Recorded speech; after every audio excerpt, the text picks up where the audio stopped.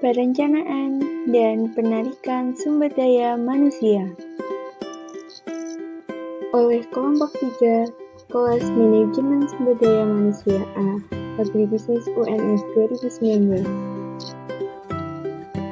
Perencanaan SDM adalah serangkaian kegiatan yang dilakukan untuk mengantisipasi permintaan bisnis dan lingkungan pada organisasi. Tujuannya untuk memenuhi kebutuhan-kebutuhan tenaga kerja yang ditimbulkan oleh kondisi tersebut. Kegunaan perencanaan sumber daya manusia.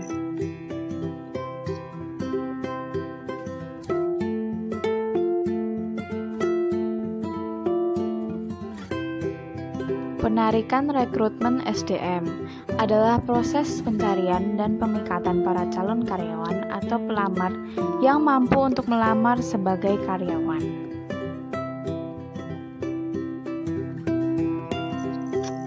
Tujuan rekrutmen antara lain memikat pelamar, mempengaruhi pelamar menerima tawaran pekerjaan, dan sarana pertukaran informasi.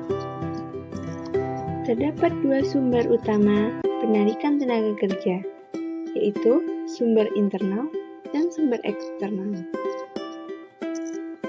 Sumber internal berkenaan dengan karyawan yang saat ini ada di perusahaan. Melalui kebijakan ini, karyawan diberi kesempatan pertama untuk mengisi jabatan yang lowong. Kelebihan penarikan internal antara lain adanya jenjang karir, manajemen SDM lebih akurat, program dan seleksi lebih sederhana, dan individu yang ditarik lebih mengenal perusahaan. Kekurangan penarikan intern antara lain menimbulkan pertikaian, motivasi kerja yang menurun, pekerja cenderung tidak profesional, dan perusahaan tidak berkembang. Sumber eksternal adalah individu yang saat ini tidak menjadi anggota organisasi. Perekrutan ini lebih besar dan lebih qualified. Kelebihan penarikan eksternal antara lain adanya ide dan wawasan baru bagi perusahaan dan mengurangi pertikaian karyawan. Kekurangan penarikan eksternal antara lain perusahaan menanggung risiko dan biaya, dan tidak ada jenjang karir yang jelas bagi karyawan yang ada.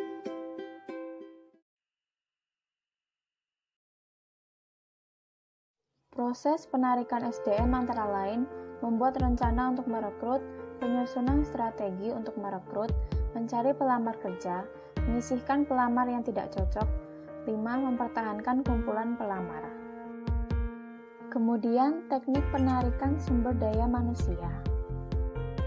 Yang pertama, Centralized Recruitment Technique digunakan jika departemen-departemen yang berbeda merekrut pekerja dengan tipe kedudukan yang sama dalam jumlah besar. Metode ini dipakai karena lebih efisien biaya. Yang kedua, Decentralized Recruitment Technique digunakan di instansi-instansi yang relatif lebih kecil, kebutuhan rekrutmen terbatas, dan memperkerjakan berbagai tipe pekerja. Name request, yaitu teknik yang melibatkan nilai politik dan efisiensi manajerial, khususnya untuk posisi profesional dan administrasi tingkat atas. Kemudian, saluran rekrutmen SDM.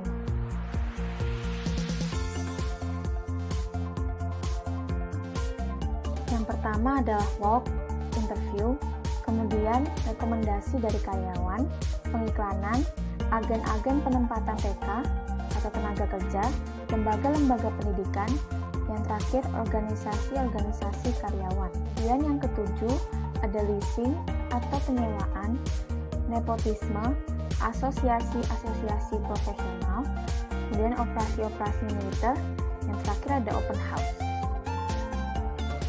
Kendala-kendala dalam rekrutmen, yaitu kebijakan-kebijakan organisasional, kemudian rencana-rencana sumber daya manusia, kondisi pasar kerja, kondisi lingkungan eksternal, persyaratan jabatan, dan kebiasaan pelaksana penarik.